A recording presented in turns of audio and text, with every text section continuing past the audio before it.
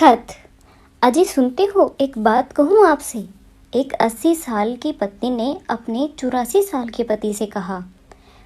पति अपनी पत्नी के करीब आया और बोला, कहो। पत्नी भावुक होकर बोली, आपको याद है, आपने हमारी शादी से पहले अपनी माँ को छुपकर एक खत लिखा था, जिसमें आपने अपने गुस्से का इजहार करते हुए कहा था कि आप मुझसे शादी नहीं करना चाहते क्योंकि आपको मेरा चेहरा पसंद नहीं था। पति ने हैरान होकर पूछा, वो खत तुझे कहाँ से मिला? वो तो बहुत पुरानी बात है। पत्नी आंखों में आंसू भर के बोली, कल आपके बक्से में मुझे ये पुराना खत मिला। मुझे नहीं पता था कि ये शादी आपकी मर्जी के खिलाफ हुई थी, वरना मैं खुद ही मना कर देती।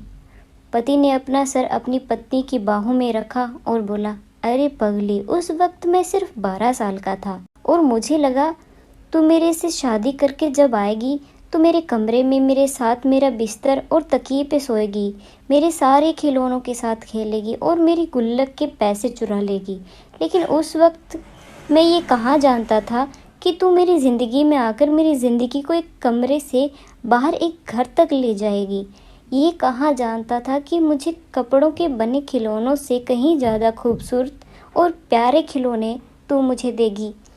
ये कहाँ जानता था कि मेरी चिल्लर से भरी गुल्लक के मुकाबले तू मुझे प्यार की बेशकीमती दौलत देगी। आंखों से बहते आंसू प्यार की दास्तान कह रहे थे। अब बोलो, और भी कुछ पूछना बाकी है? पत्नी ने तसल्ली के साथ कहा। भगवान का शुक्र है, मैं तो समझ रही थी कि तुम्हें उस पड़ोस वाले से प्रेम था। पति ने हंसते हुए कहा, अजी रहने दो, वो कहाँ और कहाँ मेरी राजकुमारी। पति और पत्नी एक दूसरे से लिपट गए। इस अनमोल प्रेम के आखिरी सफ़र की मंजिल अब कुछ ही दूर बची थी।